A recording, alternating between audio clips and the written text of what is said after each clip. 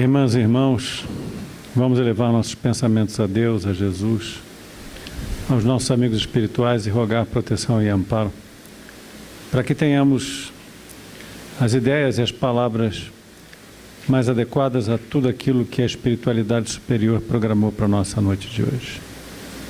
Que Deus esteja conosco, graças a Deus. Boa noite, irmãos e irmãs. Nós hoje temos um capítulo do Evangelho para a nossa reflexão. É o capítulo 17, cujo título é Sede Perfeitos. Esse título ele é extraído de uma passagem evangélica que está em Mateus, capítulo 5, em que Jesus, se dirigindo aos hebreus, disse: amai os vossos inimigos, fazei o bem a quem vos odeia, orai àqueles que vos perseguem e caluniam.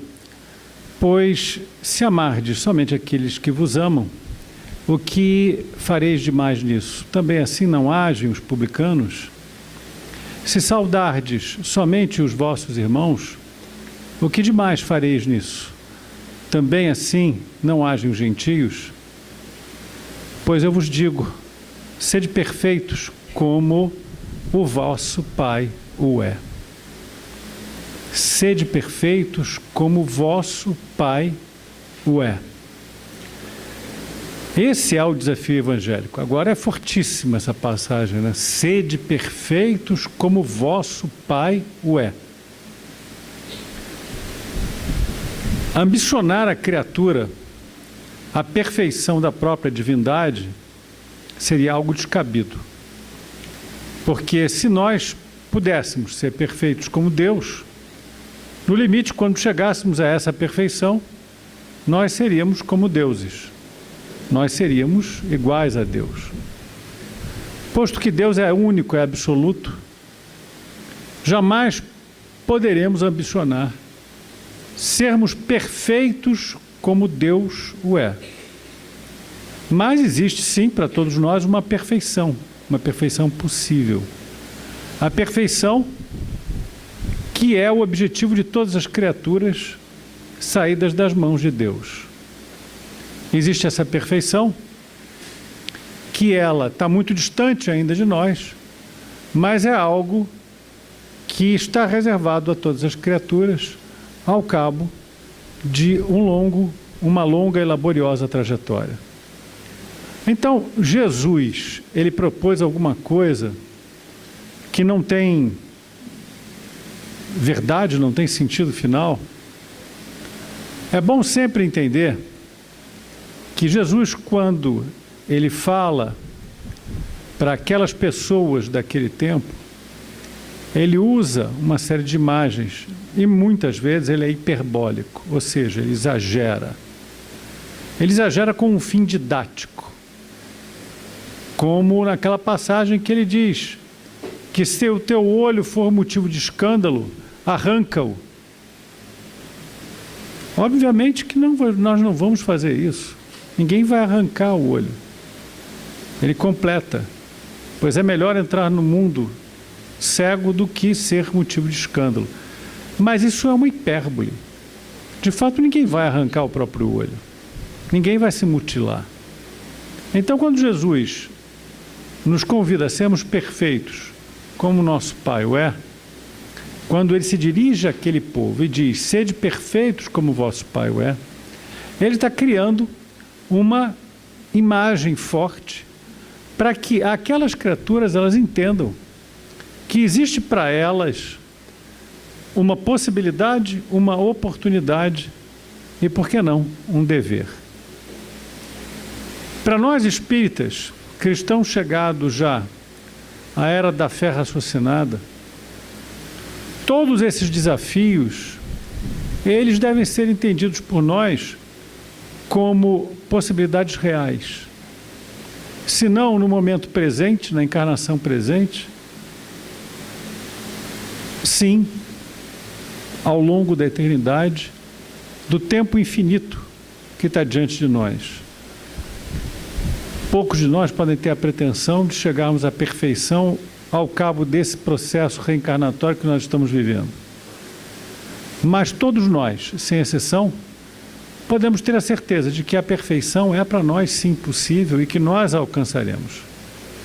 Nós a alcançaremos na medida em que nós nos vistamos de virtudes, nós modifiquemos a nossa conduta moral.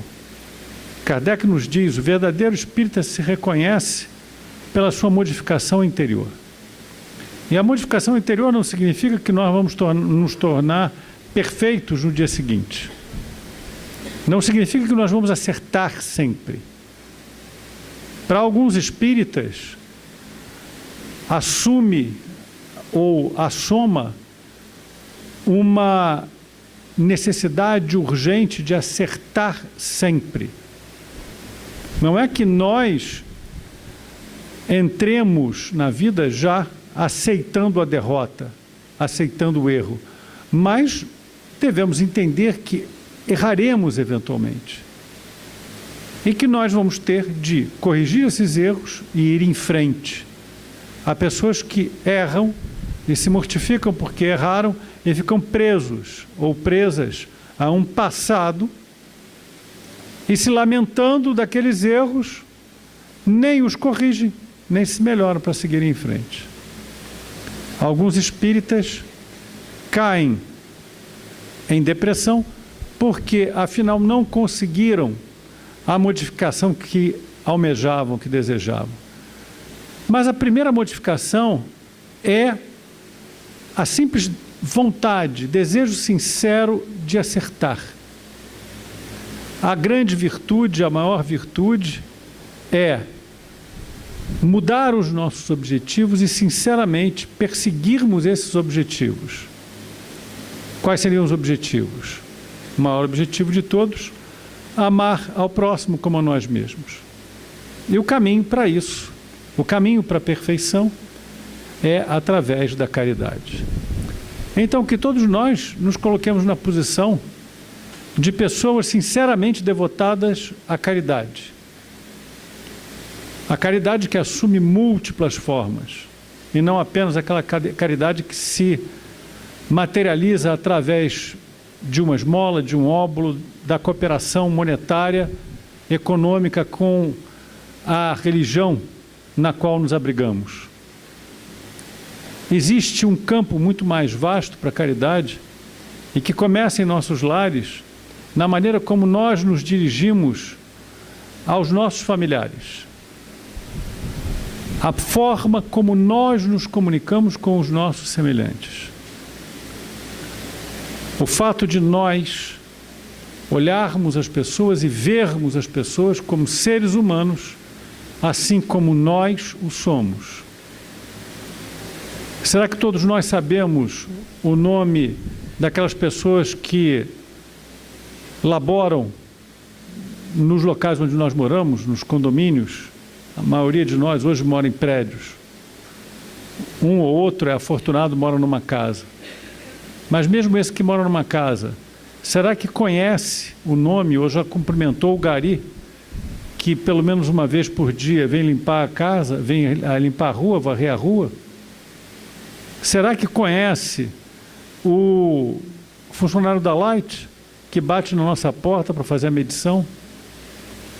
Será que nós conhecemos o nosso vizinho de porta? E eu não digo nos tornarmos íntimos do vizinho de porta, mas eu digo pelo menos saber o nome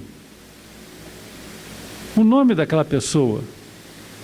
Alguma coisa superficial que seja, que aquela pessoa nos deixe saber da vida dela.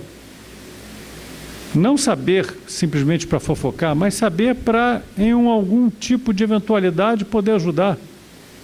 Aquele vizinho que mora só, ele é só por opção, ele tem família, existe alguém que se deva chamar no caso de necessidade. Eu leio nos jornais, leio na internet histórias terríveis de pessoas idosas que terminam suas existências, às vezes de maneira lamentável, deprimente. Recentemente li a história de um senhor que morreu dentro da casa dele. Ele morava só, era um viúvo, solitário, os filhos moram em cidades distantes, a vizinhança mal o conhecia. Ele morreu, e só se notou que ele morreu quando o mau cheiro exalado pela decomposição do corpo dele começou a incomodar os vizinhos. E aí eles chamaram o porteiro, que chamou a polícia, que chamou o bombeiro, arrombaram o apartamento e encontraram lá já o corpo em decomposição. E ninguém sabia a quem chamar. A polícia teve que fazer uma investigação para descobrir os parentes dele, para poderem chamar, comunicar a um filho o falecimento do pai. Veja que coisa horrível, que coisa horrorosa. Sabe que no Japão, esse tipo de ocorrência se dava com uma certa frequência, e os japoneses eles se reuniram para passar a nomear vigilantes da rua, mas não com o objetivo de vigiar o crime, de evitar o crime, não. Eram vigilantes que passavam de casa em casa para dizer bom dia, para saber como é que aquele velhinho que mora naquela casa estava passando, se estava tudo bem. E ali eles trocavam endereços, telefones, a quem chamar, até conheciam uns dos outros quais eram as doenças, quais eram os hospitais a recorrer, médicos. Esse é um tipo de caridade que está ao alcance de todo mundo. Esteja ele num bairro muito pobre, numa comunidade desprovida de infraestrutura, ou esteja habitando um palacete dourado. Nós conhecemos quem está no nosso caminho. Olha, eu tenho orgulho de dizer que hoje eu sou amigo do frentista do posto lá perto de casa. Eu não sei nem como, nem quando. A gente começou, como eu acordo muito cedo, eu trabalho muito cedo. Eu chego no trabalho, eu chego na minha mesa, geralmente 6h30 da manhã. Eu acordo 5 horas da manhã. Eu sempre gostei de acordar cedo. Eu acordo 5 horas da manhã, 6h30 já estou na minha mesa. Então, quando eu passo no posto, o posto está meio vazio, está meio deserto. Eles estão lá, sei lá, se reunindo para abrir as bombas, fazer alguma coisa. E a gente se diz bom dia, se dizia bom dia. Hoje o frentista sabe meu nome, eu sei que se chama Joel, ele está de férias agora. Os outros frentistas começaram a me cumprimentar. Eu não sei como é que isso aconteceu. Ou talvez tenha acontecido pela simples razão de que nós nos olhamos como seres humanos.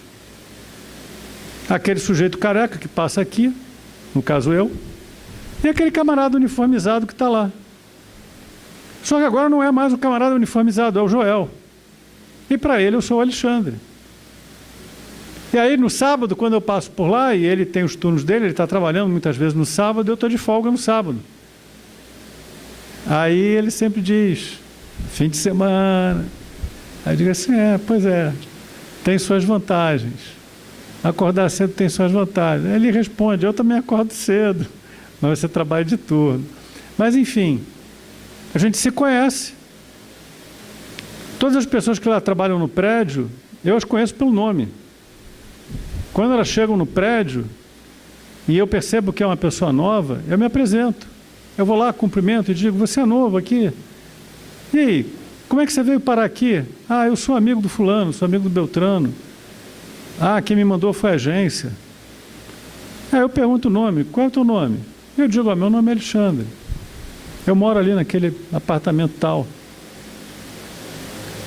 Eu faço isso porque eu sou perfeito? Não, eu não sou perfeito, longe disso.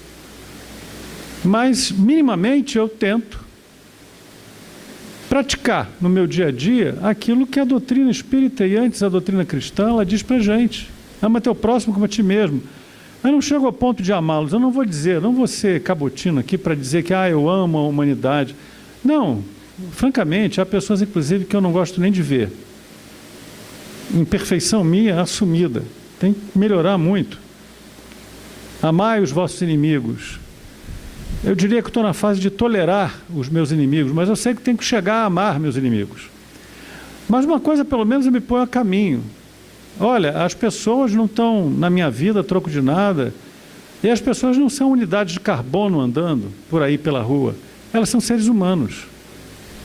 Elas têm pai, têm mãe, têm filho, têm pessoas que as amam. Tem alguém que se importa por elas, com elas. Elas são iguais a mim. Então, eu tenho que olhar para elas, pelo menos com essa predisposição de vê-las como iguais. E não como aquele sujeito chato do elevador que só fala do clima. Hoje vai chover, né? Não, isso é o começo da conversa. Hoje vai chover, um dia você arrisca para a moça do cabelo vermelho. Puxa, gostei da cor do seu cabelo.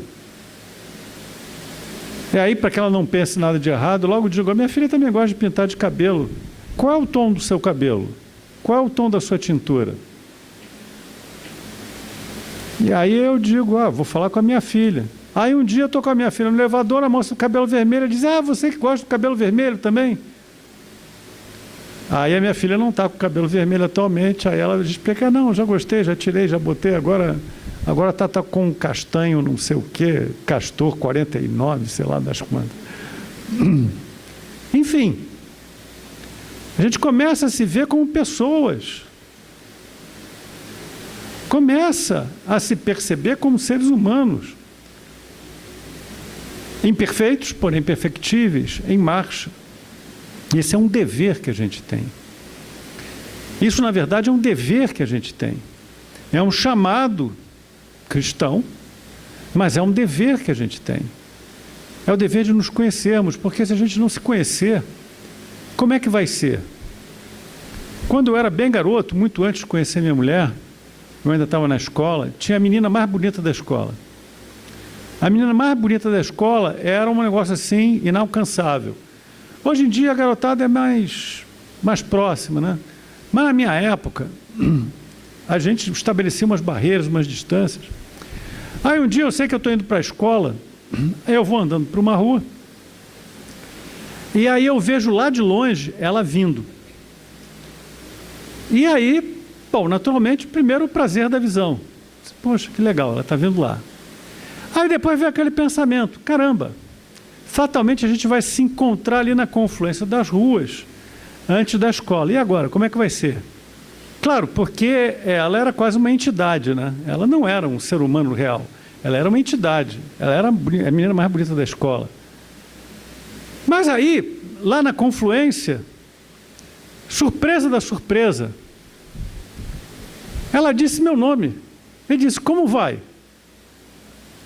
E aí, eu pensei comigo mesmo, e ela sabe meu nome? Como é que a menina mais bonita da escola sabe o meu nome? Quem sou eu para ela saber meu nome? Mas ela sabia meu nome. E aí eu descobri, ela era um ser humano. Ela não era só a menina mais bonita da escola, ela era gente muito boa. Ela era gente muito boa. E aí deu-se um fenômeno. Ela deixou de ser a menina mais bonita da escola, não que a beleza dela tivesse desaparecido, não, ela continuava cada vez mais bonita.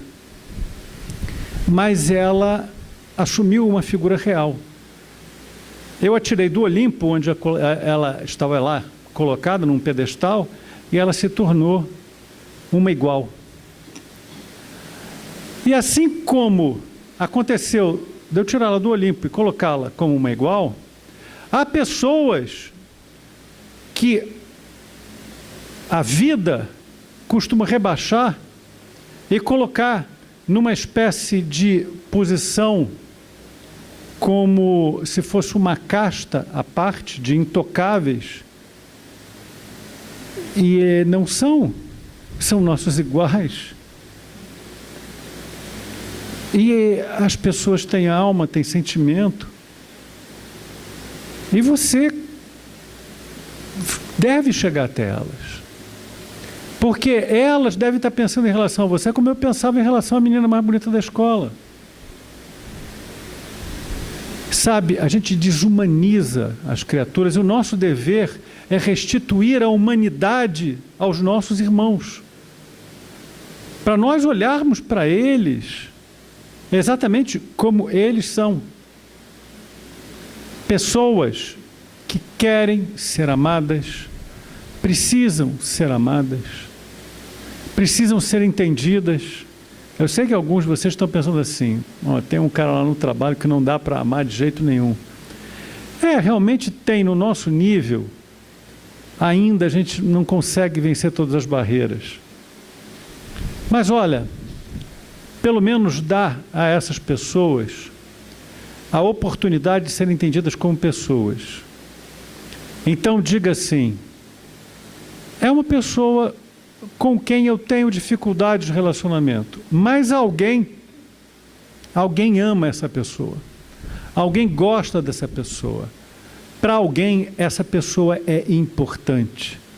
E talvez essa pessoa, para quem aquela criatura com a qual nós temos dificuldade de relacionamento, talvez aquela pessoa, ela seja uma pessoa muito legal. Muito legal. E que, por extensão, você passa a gostar de quem ela gosta. A virtude, ela não é efetivamente, como eu dizia, acertar o tempo todo, mas é a de nos colocarmos na situação em que vamos honestamente e sempre tentar. Vamos tentar sempre sermos caridosos. Algumas vezes nós somos mal interpretados. Algumas vezes nós somos rechaçados nas nossas boas intenções. Mas não importa. Você continua na tua marcha.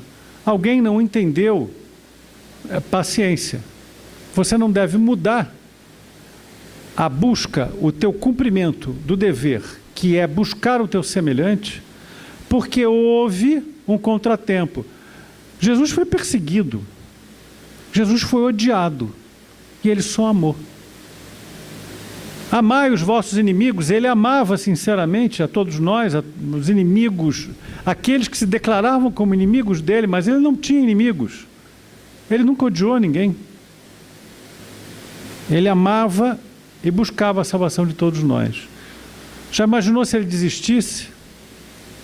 Se ele desistisse porque não era compreendido, mais incompreendido do que Jesus? A minha mãe costumava me dizer, quando nós conversávamos sobre o Evangelho, ela costumava me dizer: meu filho, não pense jamais que o maior sofrimento de Jesus foi a cruz. A cruz, na verdade, foi a porta pesada que se abriu para que ele saísse desse plano de provas e expiações. O verdadeiro sofrimento de Jesus foi ter que sofrer a nossa mesquinharia, a nossa pouca inteligência, a nossa pouca evolução. Acho que todo mundo sabe como é doloroso ser incompreendido. Todo mundo já foi incompreendido alguma vez. Agora imagina querer salvar a humanidade e a humanidade te odiar por isso. Mais incompreendido que isso não dá para ser. E ele continuou amando, ele continuou na sua marcha. Sede perfeitos é exatamente isso. Cumpra o teu dever. Ultrapassa as barreiras que alguém te lançar no caminho, as pedras que te lançarem. Transforma essas pedras numa escada para alcançar o coração dessas pessoas. Modifica os teus hábitos. Sinceramente busca a mudança. A gente erra, mas vamos esquecer o erro, vamos nos reconciliar com as pessoas com as quais nós temos dívidas, vamos refazer alguma coisa que tenhamos feito de muito errado, mas vamos continuar em frente. Tem um técnico de futebol americano, teve agora, né, a final do Super Bowl. Eu até gosto daquele jogo, sabe? Antigamente eu não gostava não, mas ultimamente eu gosto daquele jogo. E aí tem um grande técnico de futebol americano chamado Bill Belichick, que é o técnico do New England Patriots, que foi o campeão aí agora. Que é o time do Tom Brady, que é o marido da Gisele Bündchen. E aí esse Bill Belichick é talvez o maior vencedor, o técnico mais vencedor de todos os tempos desse esporte americano. E uma vez perguntaram para ele como é que ele conseguia reconhecer um grande jogador. Aí ele dizia assim: um grande jogador, ele tem memória curta. E aí ninguém entendeu.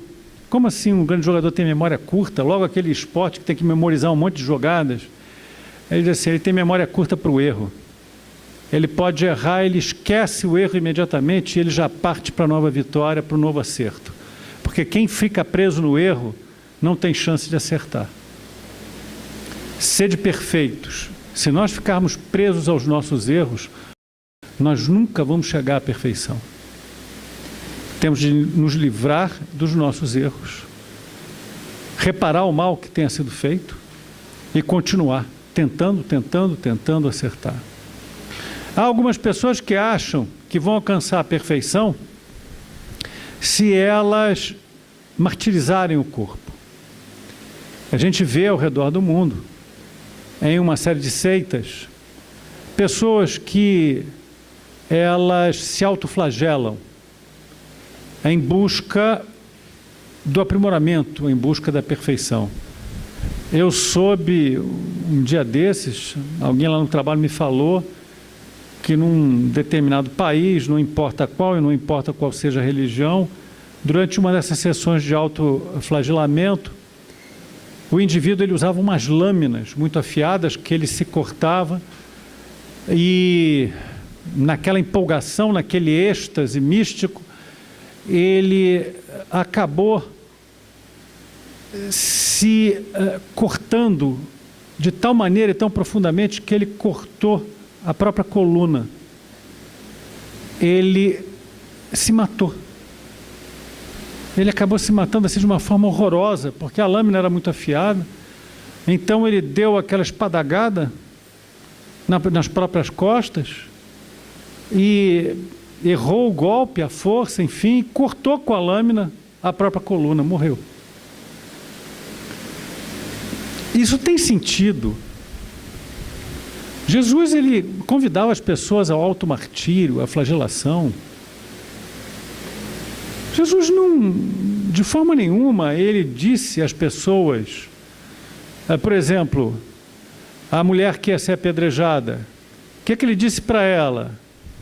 Vai e se autoflagele. Não, ele disse para ela, quem são os teus juízes? Onde estão os teus executores? Então vai e não peques mais, sede perfeitos. Mas ele não disse, se flagele. A gente lê nos livros, agora vê no Discovery, vê em um monte de lugar, aqueles ascetas, muitos hindus, que ficam parados numa mesma posição durante anos.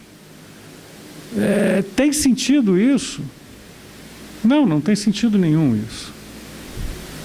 Não é necessário isso para nós evoluirmos, pelo contrário, é preciso até que nós velemos pela nossa saúde.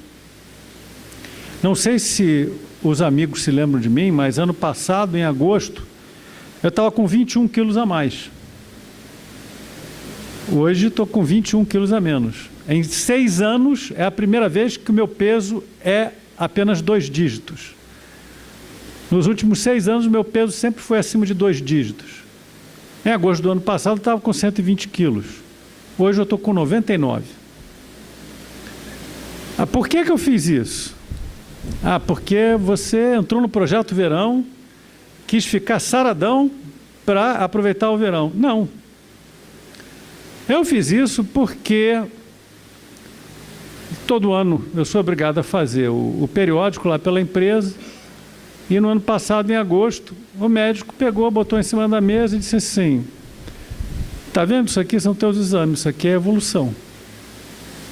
Isso aqui é 2012, 2013, 14, 15, 16, 17, agora 18. Ano a ano está pior. Ano a ano está pior. Você ainda não entrou num quadro de doença. Mas o que você espera para o ano que vem? Meu açúcar estava em 98. 100 é o limite, né? Classicamente, na literatura, 100 é o limite. Ele falou, o que você está esperando? Meu ácido úrico já. O que você está esperando? Aí, eu tenho, numa condição de desdobramento, eu vejo a minha mãe já desencarnada e uma tia que nunca me apareceu. E o que as duas fazem? Elas tiram o prato de comida da minha frente. Elas tiram o prato de comida da minha frente. É exatamente assim, meus irmãos. E quer que eu diga? Eu fiquei chateado com aquilo. Ah, que visão é essa? Minha tia nunca surgiu para mim. Eu sempre tive uma ligação muito forte com ela. Minha mãe já, outras vezes, já tinha surgido, mas... Aí a minha tia me aparece pela primeira vez ao lado da minha mãe para tirar o prato de comida da minha frente. Isso foi um pouco antes da consulta com o médico. E aí eu disse, vamos ter que fazer alguma coisa. Ah, eu vou me autoflagelar, vou comer pizza e macarronada todo dia. Caramba! Acontece que eu tenho um dever. E o dever começa por mim mesmo, nosso dever começa por nós mesmos. Sabe qual é o primeiro dever do soldado britânico? Pelo menos na Segunda Guerra Mundial era assim. Era o antípoda do soldado japonês. O soldado japonês, não podendo mais lutar, ele se imolava.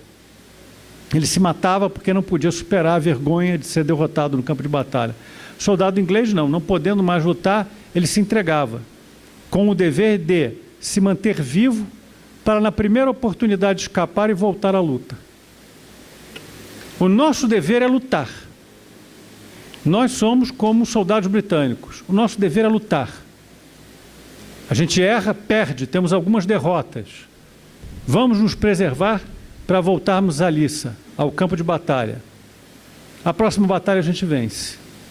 Preservar a nossa saúde, ela é um ato necessário para a nossa existência, para nós podermos levar esse processo encarnatório até o seu fim mais distante. Quanto mais tempo nós passarmos aqui, mais nós teremos oportunidade de aprendizado e de evolução. Então não tem sentido nenhum macerar a matéria. Nós devemos nos colocar sempre da forma mais saudável. Agora, bom, vou reservar uma notícia para o final. Vamos falar de uma outra coisa. A gente que resolve encontrar a perfeição se isolando do mundo. Olha, ninguém chega à perfeição se isolando do mundo. Ah, eu não gosto do mundo. Tem uma pessoa de quem eu gosto muito, que ela já disse mais de uma vez, ah, eu já desisti dos humanos, eu só gosto dos animais. Eu acho muito legal gostar dos animais. Aliás, tem um cãozinho lá em casa que a casa toda adora aquele cãozinho. Nós amamos muito aquele cãozinho, mas ele é um cãozinho. E morreu agora a cadela que foi da minha sogra. Minha sogra e meu sogro já desencarnaram, a cadelinha ficou, meu cunhado estava cuidando da cadelinha, agora a cadelinha foi embora. E todo mundo também gostava muito da cadelinha. Aí lá em casa houve um chororô, etc., até porque a família foi acompanhar. Ela já estava no estado terminal, cheia de escaras, tumores, etc. E era uma pastora alemã com 17 anos. Eu nunca vi um pastor alemão durar tanto tempo. Em média, eles duram de 12 a 14 anos, assim é o limite, ela durou 17 anos. E aí a minha filha falou, ah, eu li que os animais, eles morrem antes, porque a missão de todos aqui na Terra é aprender a amar. Como os animais já sabem amar, eles morrem antes. Eles são seres mais evoluídos do que nós. Aí eu tive que dizer, olha só, Bruno, não é bem assim. Na verdade, nós amamos muito os animais são princípios inteligentes, em marcha evolutiva. Segundo o nosso pensamento, a tese que nós acolhemos, nem todos os espíritas pensam dessa forma, mas eu aceito a tese de que são princípios inteligentes que vão chegar um dia ao reino nominal. Ainda estão muito distantes. Eles não fazem escolhas morais. Os animais, eles são do bem porque eles não têm escolhas morais. Eles têm ainda um instinto. Eles estão em aprendizado. O princípio inteligente está se individualizando. E o instinto, ele vai sempre para o bem. O instinto, ele nunca vai para o mal. Ele vai sempre para o bem. Mesmo quando um animalzinho, ele persegue, captura, mata e come o outro, ele está obedecendo a um instinto. Ele não está obedecendo a nenhuma paixão. Ele está obedecendo a um instinto, e o instinto é sempre bom. Mas ele está em evolução. Nós, seres humanos, nós temos escolhas morais. Qualquer ser humano, mesmo aquele que a gente acha que deveria, mesmo aquele que matou o cãozinho, que maltratou um animal, e eu não estou endossando isso, mas ele tem uma importância maior.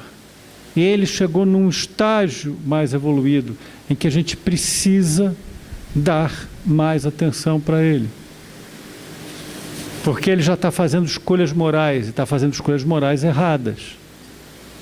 E a gente precisa ajudá-lo a mudar o pensamento dele, para ele passar a fazer as escolhas morais ajustadas àquilo que é bom para nós, não, aquilo que é bom para ele. Porque o bem é bom para todo mundo, mas é principalmente melhor para quem pratica o bem. E nós, ao praticarmos o bem, não devemos olhar de maneira nenhuma algum tipo de finalidade que irá nos beneficiar. Oba, hoje fiz uma boa ação, ganhei bônus hora. Quando desencarnar, já começo, né, bem ranqueado, já começo numa posição com uma reserva de bônus hora lá na minha caderneta. O bem é sempre o bem. Se você faz o bem, alguma coisa de bom vai vir para você. Só que toda vez que a gente faz o bem com um objetivo, com uma segunda intenção, nós não recebemos tudo o que poderíamos receber lá na economia divina. Porque a gente já está fazendo aquilo com uma segunda intenção. Então, nosso dever é nos preservarmos, o nosso dever é permanecermos em contato com a humanidade da qual nós somos parte. Espíritas não são seres à parte. E aí é uma outra preocupação. Tem um amigo meu já desencarnado, seu Zé. Seu Zé, ele costumava dizer, seu Zé, eu trabalhei com o seu Zé num lugar, numa fábrica, e quando eu cheguei lá, eu ainda era razoavelmente jovem, ele já era um homem bem maduro. E ele já desencarnou há alguns anos. O seu Zé, ele era uma pessoa, ele é um espírito muito inteligente, muito evoluído, e ele dizia sempre assim para mim: Alexandre, Deus me livre de uma ideia fixa. Aí eu dizia, seu Zé, por que Deus o livre de uma ideia fixa? Porque toda vez que alguém tem uma ideia fixa, não tem a clareza mental de observar que existem outras opções, outras formas de agir, que existem outros caminhos a seguir. Então, Deus me livre de uma ideia fixa. Eu diria, Deus nos livre de uma ideia fixa. Que o Espiritismo não se torne para nós uma ideia fixa, mas sim um mapa com muitos caminhos para cada um de nós. Um roteiro seguro para que todos nós possamos nos desenvolver e chegarmos à perfeição. Mas que ninguém tenha a ideia fixa e muito menos essas certezas absolutas das quais algumas pessoas elas são tomadas, e geralmente as grandes catástrofes, os grandes tiranos, os grandes assassinos, eles eram pessoas com ideias fixas e com objetivos muito claros na vida. Eu vou salvar, eu vou fazer, tem de ser desse jeito. Como? Nem Jesus disse para nós, tem de ser desse jeito. Ele disse, eu sou o caminho, a verdade e a vida.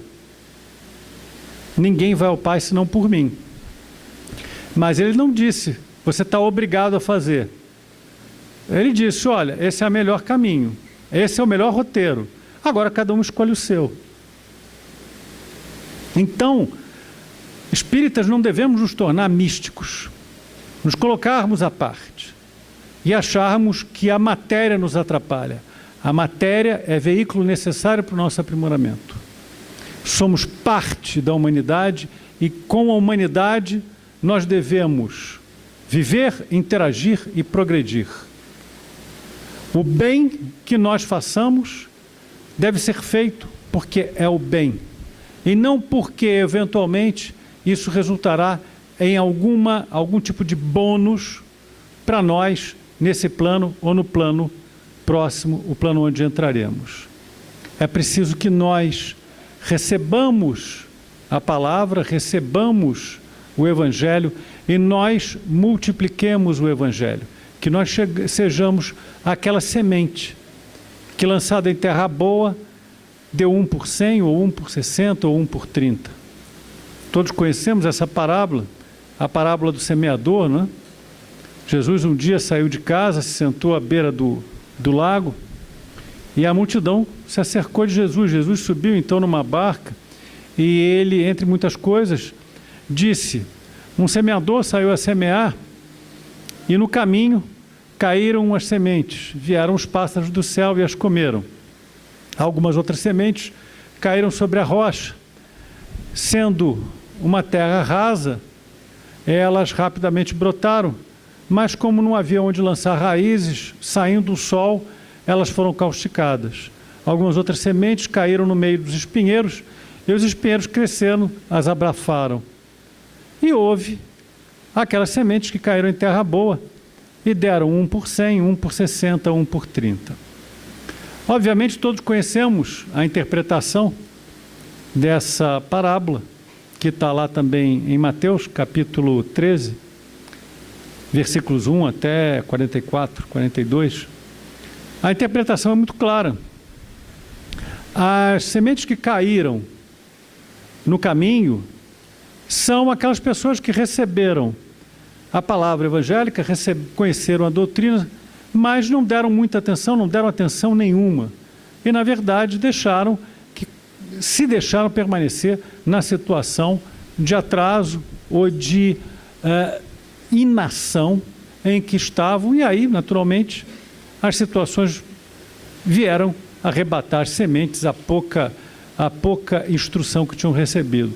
Aquelas sementes que caíram na terra são as pessoas que recebem a mensagem com grande empolgação. Poxa, que legal, que bacana. Puxa, isso aí vai mudar a minha vida.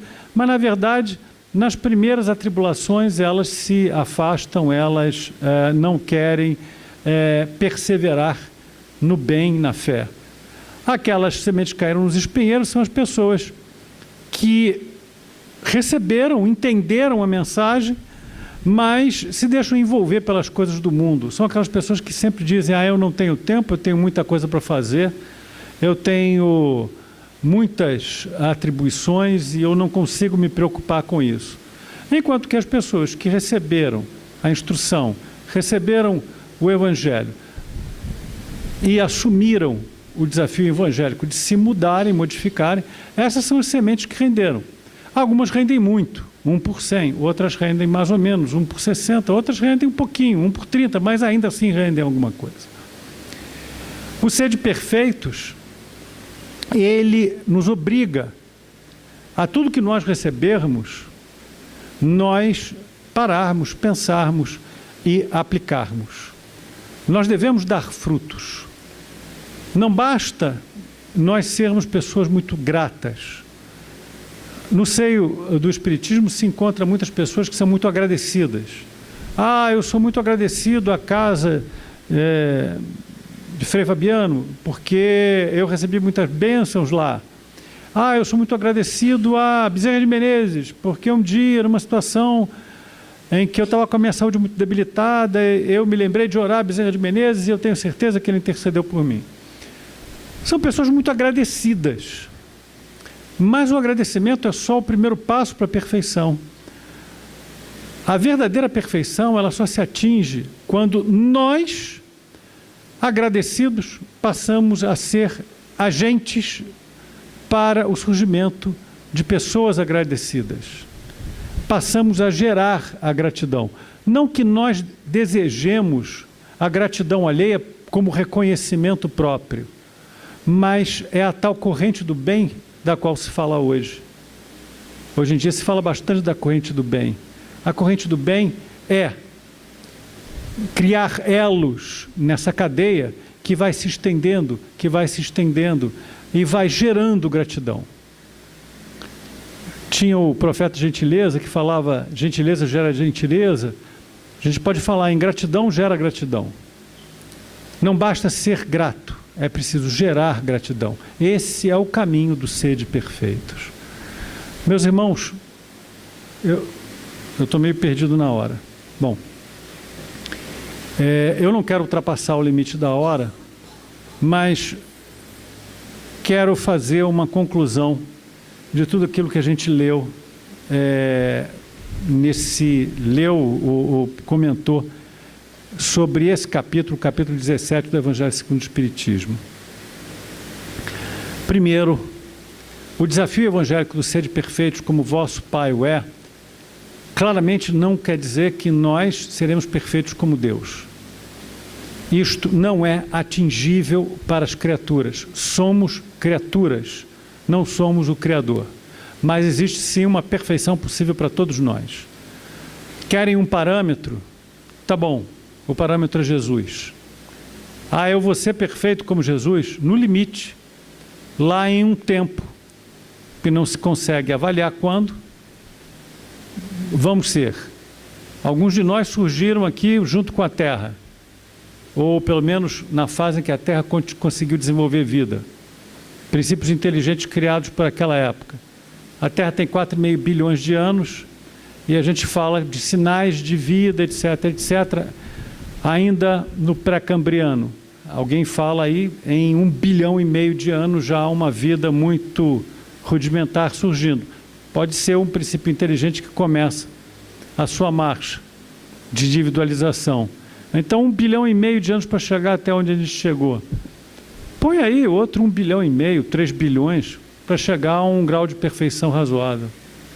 É muito tempo, né? A gente tem a eternidade diante de nós. O que é o tempo? O tempo não existe. Para quem é imortal, o tempo não existe. O tempo flui numa velocidade diferente daquela em que nós contamos o nosso tempo aqui. Então, o sede perfeitos é uma perfeição possível. Seremos todos espíritos puros, em algum momento, em função da nossa trajetória, em função das escolhas mais acertadas que nós façamos. Ser perfeito não é odiar o corpo, ser perfeito não é se colocar à parte da humanidade. O caminho da perfeição não passa por macerar o corpo, nem se colocar à parte da humanidade. O ser perfeito passa por prolongar da maneira mais saudável possível a nossa existência enquanto encarnados, até que Deus coloque a sua marca para que nós retornemos ao plano espiritual e nós continuemos nos relacionando com as pessoas. O ser perfeito é cumprir o desafio evangélico, ama teu próximo como a ti mesmo. E começamos amando o nosso próximo, entendendo que ele é o próximo. Não desumanize as pessoas. Ninguém é coisinha, ninguém é o psil, ninguém é o fulano. É alguém que tem nome, que é amado e que pode até ser amado por vocês, por nós. Então, primeiro passo em estabelecer o contato com os nossos próximos é reconhecer que eles são os próximos. Ninguém deve se colocar em marcha e fazer o bem, porque o bem vai nos render frutos e eu estou contabilizando isso.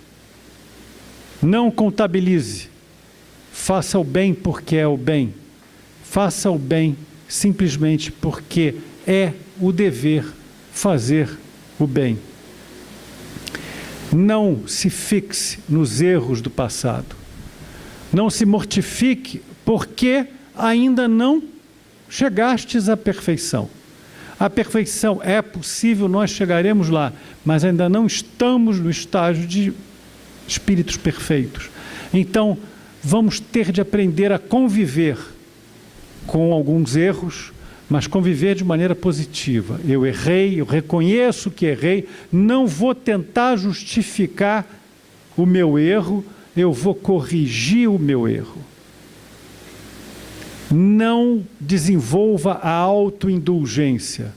Ah, mas eu fiz aquilo porque estava muito quente. Ah, mas eu fiz aquilo porque eu estava muito estressado. Ah, mas quem é que no meu lugar não ia fazer a mesma coisa? Não se desculpe. Assuma. Eu errei. Vamos consertar. Vamos fazer melhor. E eu, todo dia, acordo, nós, todo dia acordamos dispostos a fazer melhor do que no dia anterior. Essa é a chave da virtude. E a verdadeira virtude, ela transborda na caridade. Atuemos de maneira caridosa, compassiva, com compaixão, com piedade, com respeito pelas pessoas. Façamos a caridade dentro de nossos próprios lares. Mães, pais, sogras, sogros, filhos, esposas, maridos. A caridade começa em casa. Reconheçamos que o único caminho para nós, bem acessível e fácil, é a caridade. A caridade em todos os seus formatos.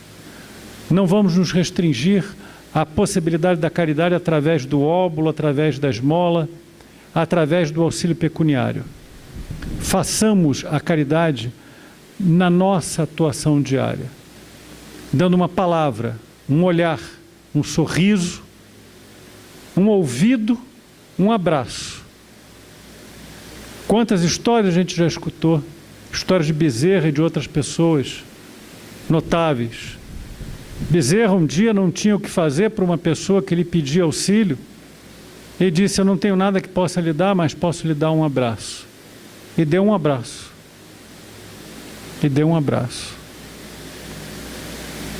Então façamos alguma coisa pelas pessoas que estão ao nosso derredor e não necessariamente e exclusivamente auxílio financeiro. E meus irmãos, ao final de um determinado tempo, mais ou menos longo para cada um de nós, de acordo com as nossas opções, as nossas escolhas, nós seremos perfeitos, porque esse é o objetivo finalista que Deus tem para todos nós. Não está escrito no livro da vida se nós seremos felizes ou infelizes nos próximos dias, meses, anos, séculos, mas está assim determinado pela lei do progresso que Deus escreveu, que todos nós alcançaremos a perfeição. Cabe a cada um de nós abraçarmos o desafio evangélico com maior fervor, com maior entusiasmo e seguirmos o nosso caminho, sem nos tornarmos obsessivos em relação a isso, sem nos tornarmos orgulhosos, sem nos tornarmos de forma nenhuma fechados a qualquer outra influência que venha do nosso derredor. Irmãos, eu espero que vocês se sintam realmente estimulados a procurar o Evangelho segundo o Espiritismo, a lerem o capítulo 17. Existem várias instruções dos Espíritos. Acho que do item 6 em diante nós temos 5 instruções dos Espíritos. São instruções preciosas para que nós possamos pautar as nossas vidas, as nossas experiências reencarnatórias. E, naturalmente, existirá na leitura do Evangelho uma riqueza muito maior de possibilidades, de ensinamentos, do que essa estreita visão que eu pude passar para vocês durante essa conversa. Porque essa estreita visão é aquilo que a minha inteligência possibilitou, foi aquilo que eu consegui compreender e, de um modo geral, é aquilo que é mais importante para mim. Porque quando a gente lê alguma coisa, o que a gente vê é o que é mais importante para mim. Só que cada um de nós é um universo em si mesmo e os caminhos são múltiplos. Procurem o Evangelho segundo o Espiritismo, leiam o capítulo 17 e descubram qual é a rota para a perfeição para cada um de vocês. Graças a Deus, graças a Jesus e aos nossos amigos espirituais.